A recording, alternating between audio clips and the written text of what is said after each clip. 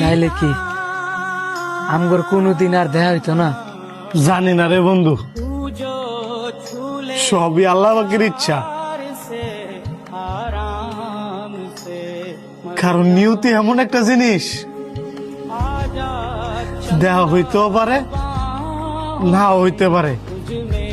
কারণ তোর ছুটি মিললে আমার ছুটি মিলতো না, আমার ছুটি মিললে তোর ছুটি মিলতো না। 2 দিন বাদে ছুটিতে বাড়িতে এলাম বলি, তোর এই কথা শুনিয়া বাড়িতে যাওয়ার ইচ্ছাটাই মেরে গেছে।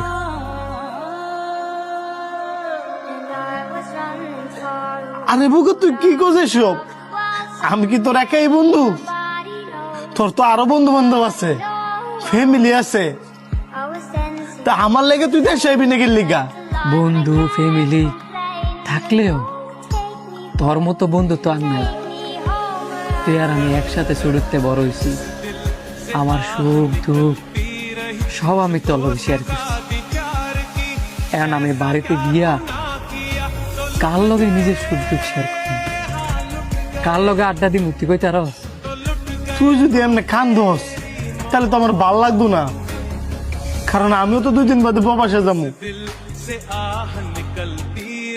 আচ্ছা বন্ধু, কসে প্রবাস জীবনটা কেমন? প্রবাস জীবন অনেক কষ্টের, আবার অনেক আনন্দেরও। আমার কথা যদি তোরে কই, বান্দা গরুর মতো। বান্দা গরুর মতো? কি কস?